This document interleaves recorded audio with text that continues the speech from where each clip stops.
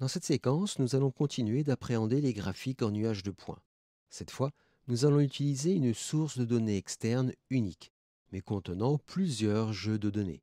Et nous allons effectuer des regroupements de données selon des critères textuels et numériques. Eh bien, voyons tout ceci dans cette séquence.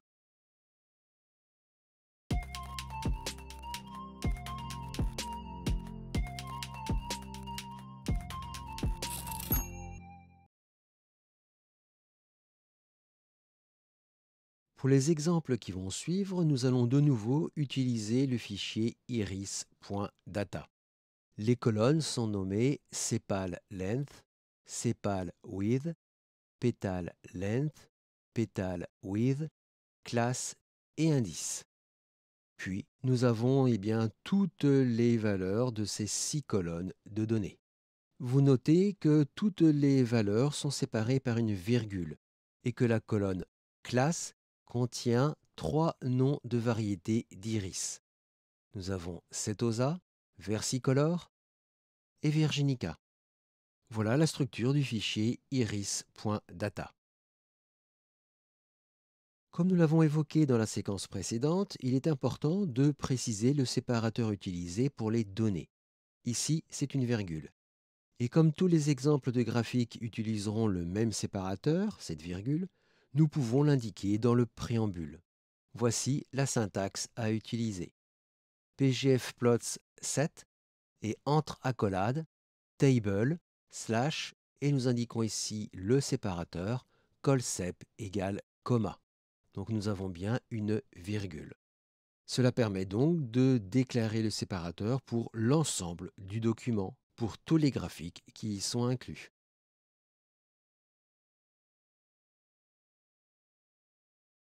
Pour ce premier exemple, nous allons prendre le jeu de données du fichier iris.data que nous avons vu précédemment et nous allons effectuer un regroupement textuel. Nous avons vu que la colonne classe affiche 3 noms de variétés d'iris, Setosa, Versicolor et Virginica. L'objectif serait ici d'afficher les longueurs des pétales et des sépales en fonction de ces 3 variétés d'iris. Nous allons donc faire des regroupements selon le nom des variétés d'iris. Voici ce premier exemple que nous allons détailler. Nous souhaitons afficher les valeurs de la longueur des pétales et des sépales selon les variétés des iris. Nous avons notre text picture et à l'intérieur, nous avons notre environnement Begin Axis. Voici la première partie des options de notre Begin Axis. Nous retrouvons le Only Marks avec en plus l'argument Scatter. Cet argument permet d'indiquer que les marques seront mises en forme selon des regroupements. Ensuite, nous avons Scatter/Classes. Cela indique, entre accolades, la mise en forme des marques selon les valeurs des regroupements. Dans cet exemple, nous avons 3 valeurs différentes, 3 variétés d'iris, avec 3 couleurs de marques différentes. Nous avons vert pour Setosa, Versicolor sera en violet et Virginica sera en bleu. Donc voilà toutes les mises en forme regroupées dans cette commande. Il faut bien sûr reprendre explicitement les libellés du fichier source du fichier iris.data. Ensuite, toujours dans les options du Begin Axis, nous avons la mise en forme du graphique. Nous avons de manière très classique le titre du graphique ainsi que le libellé des axes. Et ensuite, nous avons ici les paramètres pour afficher la légende. Tout ceci a été vu précédemment, je n'y reviens pas. Et ensuite, nous avons notre add-plot. La commande add-plot permet, comme toujours, de créer le graphique. Dans les options du add-plot, nous avons ici scatter src pour indiquer la source, égale explicite symbolique. Cela permet d'indiquer que les regroupements se font sur du texte et non pas sur des valeurs. Puis, nous indiquons la taille des marques, ici un point. Ensuite, nous avons le table. Nous avons l'indication des colonnes à utiliser pour l'axe des abscisses, pour les X, ça sera la longueur des sépales, Et pour les Y, les ordonnées, c'est la longueur des pétales. Puis, et là c'est un point extrêmement important, nous avons l'utilisation de l'option Meta pour indiquer le regroupement. Dans ce premier exemple, le regroupement se fait selon la variété des iris. Cette information textuelle est placée dans la colonne classe du fichier iris.data. C'est pour ça que nous avons ici meta égale classe. Et enfin, entre accolades, nous avons la source de notre fichier, c'est toujours iris.data. Et voilà le résultat obtenu. Nous avons bien notre nuage de points avec la longueur des pétales et des sépales qui sont regroupés selon la variété des iris. Setosa en vert, Versicolor en violet et Virginica en bleu. C'est bien le résultat attendu. Et voici le deuxième exemple. Pour ce deuxième exemple, nous avons cette fois les données sur les largeurs des pétales et des sépales regroupées selon les mêmes critères. Dans le Axis, eh bien, nous avons exactement les mêmes options. La mise en forme est équivalente. Et ici, dans le Adplot, dans le Table, eh bien, nous avons les regroupements selon les X et les Y, cette fois selon la largeur des sépales et des pétales. Et nous avons toujours le regroupement qui se fait selon la colonne classe du fichier iris.data. Et voici le résultat obtenu. Nous avons bien notre nuage de points avec en abscisse la largeur des pétales et en ordonnée la largeur des sépales, et nous avons le regroupement selon les trois variétés d'iris. Et nous avons le résultat affiché ici. C'est donc bien le résultat escompté. Donc voilà comment afficher des données regroupées selon des critères textuels. Dans ces exemples, toutes les données sont stockées dans un même fichier source, ce qui nous permet d'exploiter le nom des colonnes.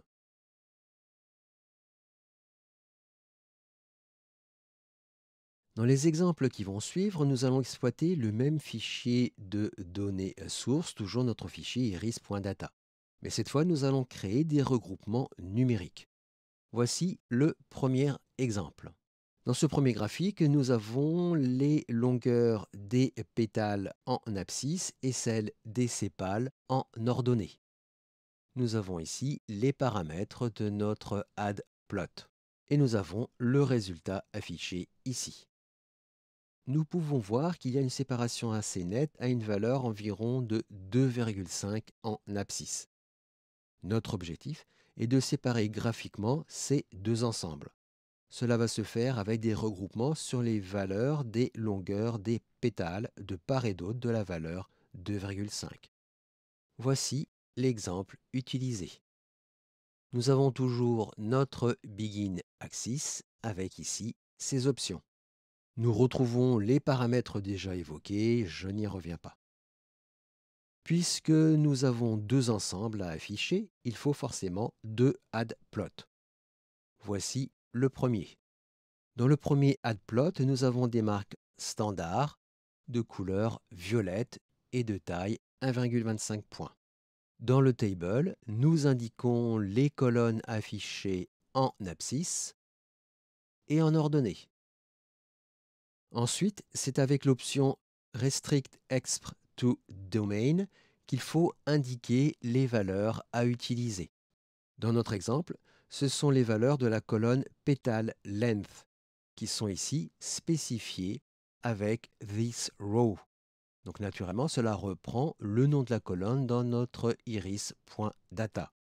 Et l'intervalle est indiqué ensuite entre accolades. Nous prenons les valeurs qui vont de 0, 2 points, jusqu'à 2,5. Et naturellement, c'est le fichier iris.data qu'il faut charger. Et enfin, nous avons ici l'indication de la légende. Ensuite, pour le deuxième ensemble, eh bien, nous avons ici notre deuxième Adplot. Le principe est exactement le même. Nous avons la mise en forme des marques. Dans Table, nous avons l'indication des colonnes à utiliser pour les X et pour les Y. Et à nouveau ici, nous indiquons les valeurs qu'il faut utiliser avec le restrict exp to domain. C'est la colonne petal length qu'il faut utiliser comme argument de this row et l'intervalle des valeurs est à prendre entre 2,6 et 8. Et nous avons bien ici le graphique voulu. Nous avons notre premier ensemble qui est compris entre les valeurs de 0 à 2,5 de couleur violette et le deuxième ensemble avec les valeurs dans l'intervalle de 2,6 à 8. Et nous avons donc bien ces deux regroupements numériques. Enfin, pour ce dernier exemple, eh bien, nous avons un graphique qui reprend cette fois la largeur des pétales en abscisse et la largeur des sépales en ordonnée.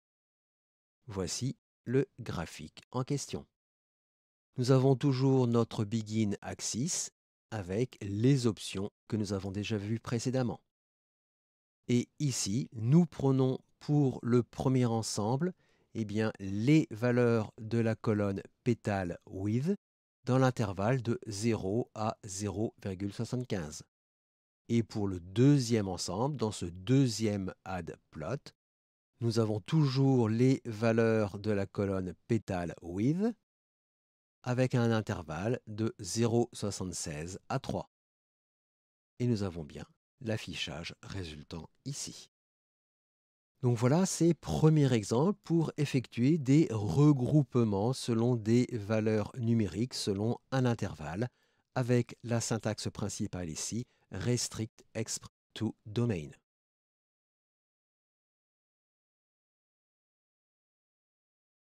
Dans le fichier iris.data, source des données, nous avons la colonne ici indice, qui est la dernière colonne, dont les valeurs vont de 10 à 39. Pour les nouveaux graphiques à venir, nous allons effectuer des regroupements sur les valeurs de la colonne indice par intervalle de 10. Nous aurons des regroupements de 10 à 19, de 20 à 29 et de 30 à 39. Voici le premier exemple. Nous allons reprendre la même méthodologie, la même structure avec les environnements Axis. Pour ce premier exemple, nous allons tracer un graphique avec la longueur et la largeur des sépales selon des regroupements basés sur les indices. Nous avons ici notre begin axis avec toujours les mêmes paramètres. Et nous avons ici le premier regroupement. Nous avons notre add plot avec la mise en forme des marques. Pour notre table, nous indiquons les données à prendre pour les abscisses et les ordonnées. Et ici, toujours avec la même syntaxe, nous indiquons notre intervalle de valeurs à prendre sur la colonne indice. Et là, ça va de 10 à 19. Et le fichier source est toujours iris.data. Nous avons ensuite la légende.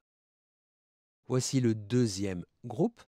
Toujours un deuxième addplot avec la mise en forme spécifique pour ce groupe. Notre table est toujours le même. Et ici, pour le regroupement numérique, toujours avec la même syntaxe, nous utilisons la colonne indice, cette fois avec les valeurs qui vont de 20 à 29. Et voici le troisième groupe. Toujours même principe. Et nous avons ici le regroupement, toujours sur la colonne indice avec les valeurs de 30 à 39. Et voici le graphique résultant. Enfin, pour le dernier exemple, le principe sera le même, mais cette fois, nous allons prendre les données sur les sépales. Voici le text picture et voici le begin axis, toujours avec les mêmes paramètres. Et nous avons ici à nouveau les regroupements. Le premier regroupement pour les sépales sur la colonne indice et l'intervalle. Le deuxième regroupement de 20 à 29 et le troisième regroupement de 30 à 39.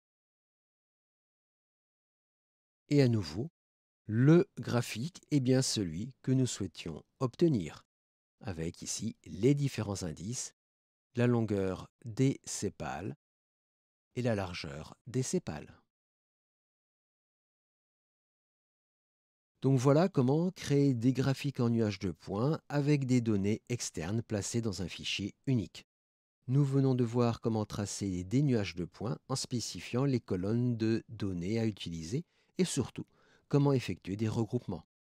Nous avons vu comment effectuer des regroupements selon des valeurs textuelles et numériques et comment spécifier des intervalles sur les valeurs numériques. Il ne vous reste plus qu'à appliquer ces techniques à vos propres besoins.